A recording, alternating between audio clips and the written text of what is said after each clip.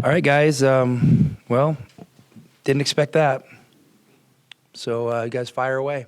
Well, I mean, there's a formula to being a great team and making runs in tournaments. You want to try to fight to be a top 20 defense and a top 20 offense, and I think one of the big jump we made at Gonzaga maybe the last 10 years is we got pretty good defensively, and we coached. It's funny, defense you can coach a lot of ways. You can have gurus and this stuff and that stuff, and Coach Few and I decided not to do that. We just started coaching it ourselves, like what's hard to play against, and what bothers us, and using common sense and trying to be flexible and play to your personnel a little bit, and it's inspiring the way the guys are playing now.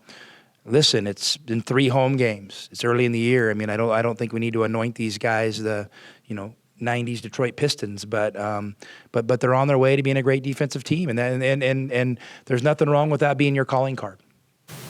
When you say that, is there particular keys that maybe have worked out better than you thought these first 2 games? I mean, we have good personnel. I mean, and it's no secret. Sean coached defense hard, so I think there's been some carryover there with the effort. And then maybe we've kind of adapted to the personnel a little bit with the plan, but they've been well schooled, and which is a good place to start. And you get a guy like Justin Kier and Kim Aiken. Kim Aiken was the defensive player of the year in his conference. You're adding pieces. Pella Larson's a heck of a defender. Umar's now that he's in shape, he's coming over and protecting the rim. You add those guys off the bench, there isn't a big fall off defensively. So. No, it's been a good mix, but you know what? The crazy thing is, it's going to get tested over and over and over again.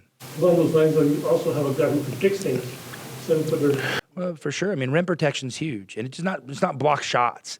It's rim protection. When that guard breaks through your first line of defense, and he's starting to get downhill, okay.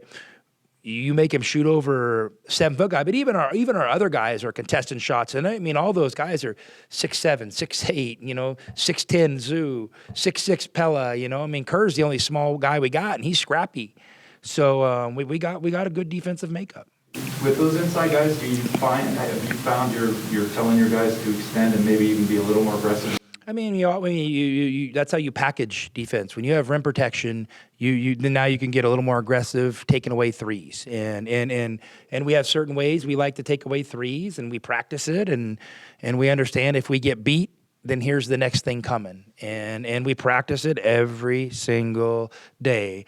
And the guys probably get sick of it, but now I think they're seeing there's reasons why we do it. Yeah, I was just wondering if you saw it as it's playing out, you're like, okay, Christian's doing this or that, we can do this, we can do this. Have you even adjusted that mind? I mean, nothing crazy. I mean, I'm not doing anything defensively that I've never coached before. I mean, it's a lot of the same concepts, and it's just with a new group, and we have really good personnel to do some of the things that I'm comfortable doing defensively, so it's been a good mix. On the offensive front, I'm sure it wasn't the game plan to have all the front court scoring in the first half or a bulk of it, and then suddenly be...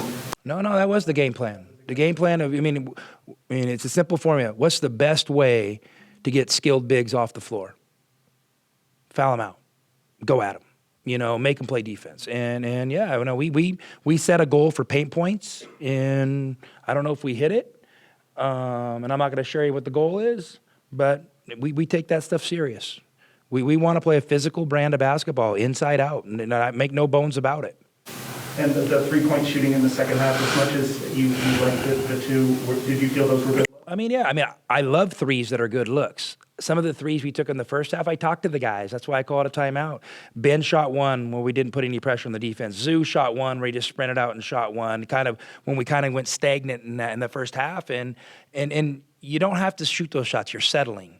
Now, there's nothing wrong with earning a good three-point shot, whether you're running the floor or you're exploring things on a ball screen, a rotation happens, they rotate off a shooter, you hit him, he shoots. That's great offense, and I love those threes.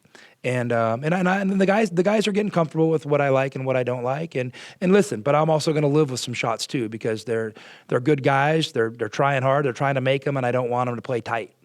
It seems odd in some way that you have all these flashy offensive numbers, and you're in here talking about defense. I love it. I mean, you guys focus on the offense. I don't. We practice more defense than offense. I promise you that. Ben is the guy, tonight Ben is probably the guy you're probably going to see more, are you thinking?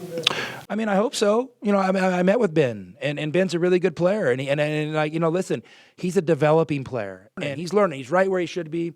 I love the kid, you know, and hopefully he can kind of tune the outside noise out and develop at his own pace organically like he should. You're forcing a lot of turnovers getting in transition. When that doesn't happen, how do you grade the half-court offense?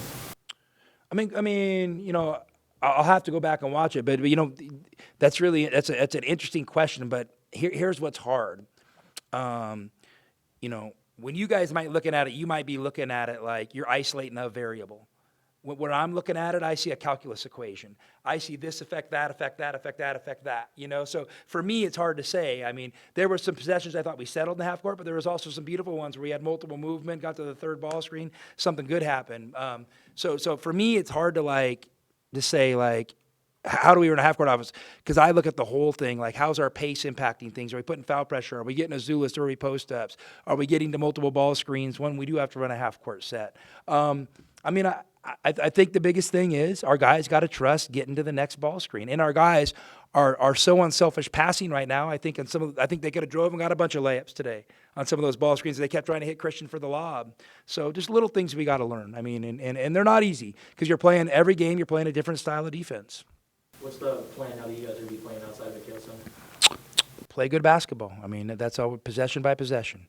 You know, we're going to try to play the way we've been establishing, and we know it's going to get tested, you know, with maybe some better athletes, you know, higher level talent. But, you know, we're going to go out and we're going to play the game. And we don't have any crazy plan. We're going to come here, prepare tomorrow, maybe learn a few things from this game, and then we're on to Wichita State 100%. What can you tell us about Wichita? I mean, you guys know Wichita. It's a tough, blue-collar program. I mean, their players have chips on their shoulders. They fight you. It's going to be a physical battle, and I think we're built for that. You know what? Now it's going to get tested. It's going to get tested again. I mean, every year is different. Every team's different, and with this being my first year, it's been a nice transition, and I'll probably give you a better answer Friday after the game on if it was the right thing. You know, but it's the next game on the schedule. I'm excited for it. Our guys are excited, and we're going to prepare for a battle. Coach, in what aspects of the game do you want to see your team improve? I mean, I don't know if I have anything crazy specific for you. You know, I want what I want to see them improve is I want, you know, them to understand why we're having success and double down on the reasons we're having success. You know, that's the biggest thing is just like, this is how we play, and we play with unselfishness, great energy, great toughness. You know, I told them, you can be nice guys and still kick ass. And that's the message, and that's what we want to do.